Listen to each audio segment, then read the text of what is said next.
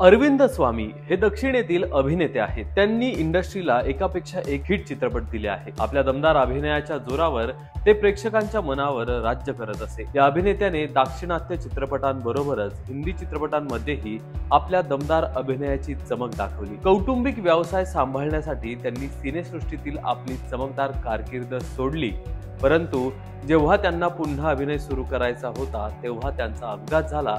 त्यानंतर ते चित्रपट सृष्टीपासून दूर गेले। या अभिनेत्याचा जन्म 18 जून 1970 रोजी तामिळनाडूची राजधानी चेन्नई येथे झाला। अभिनेत्याचे प्रारंभिक शिक्षण तेथेच झाले। अरविंदने अमेरिकेत इंटरनॅशनल मार्केटिंग मध्ये पदव्युत्तर पदवी घेतली। अरविंदने केवळ साऊथच्या चित्रपटांमध्ये अभिनयाचा झेंडा फडकवला नाही, तर त्यांनी रोजा आणि बॉम्बे यासारख्या बॉलिवूड चित्रपटांमध्येही काम केले। अरविंद स्वामी यांना इयत्ता 10वी पासून डॉक्टर व्हायचं होतं। कॉलेजमध्ये ते पॉकेट मनीसाठी मॉडेलिंगचे काम करायचे। त्यानंतर मणिरत्नमने त्यांना एका जाहिरातीत पाहिले आणि भेटीसाठी बोलावले। त्यांनी आणि संतोष सिवन यांनी त्यांना चित्रपटाच्या निर्मितीबद्दल माहिती दिली। 1991 मध्ये मणिरत्नम यांच्या थलापती या चित्रपटातून अरविंदने अभिनयाच्या जगात पाऊल ठेवले। पुढच्या वर्षी 1992 मध्ये ते रोजा या चित्रपटात दिसले। मणिरत्नम आणि संतोष सिवन यांनी त्यांना अभिनयाचे सर्व बारकावे त्यांच्या अधिपत्याखाली शिकवले। 1995 मध्ये आलेल्या बॉम्बे या चित्रपटाने राज्य आणि राष्ट्रीय चित्रपट पुरस्कार पटकावले होते। या चित्रपटातील अभिनेत्याचा अभिनय चांगलाच गाजला होता। यानंतर त्यांना अनेक चित्रपटांसाठी पुरस्कार मिळाले। अरविंद सतत यशाच्या शिखरांना स्पर्श करत होते, पण त्यांनी आपला कौटुंबिक व्यवसाय सांभाळण्यासाठी अभिनय करिअर मधून ब्रेक घेतला। पण जेव्हा त्यांनी चित्रपटांकडे परतण्याचा विचार केला तेव्हा त्यांचा एक भीषण अपघात झाला, ज्यामध्ये ते गंभीर जखमी झाले। या अपघातातून सावरायला त्यांना बराच वेळ लागला।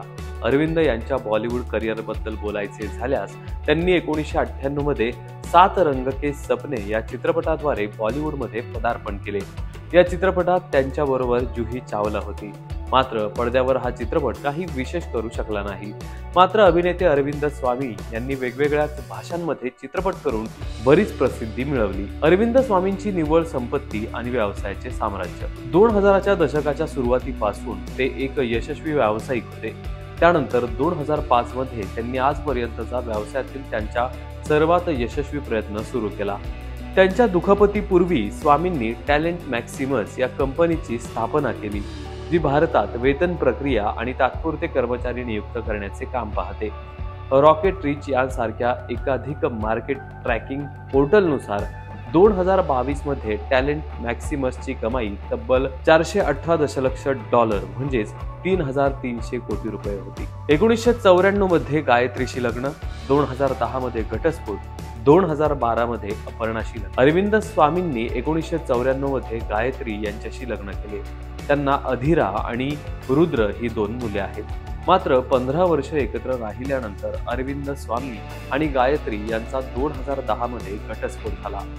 अरविंद स्वामी यांचे 2012 मध्ये अपर्णा मुखर्जी यांच्याशी लग्न झाले आणि तेव्हापासून हे जोडपे वैवाहिक जीवन जगत आहेत। प्रेक्षकांनी अरविंद स्वामी यांना चित्रपटांमध्ये अनेक पात्र साकारताना पाहिले आहेत, पण अरविंद स्वामी यांना चित्रपट दिग्दर्शित करायचे आणि त्यात मुख्य भूमिका करण्याची इच्छा आहे। डॉक्टर बनायचे होते। एका मुलाखतीत अरविंद म्हणतात, मला 10वी नंतर डॉक्टर बनायचे होते, पण वडिलांची इच्छा होती की मी त्यांचा व्यवसाय सांभाळावा।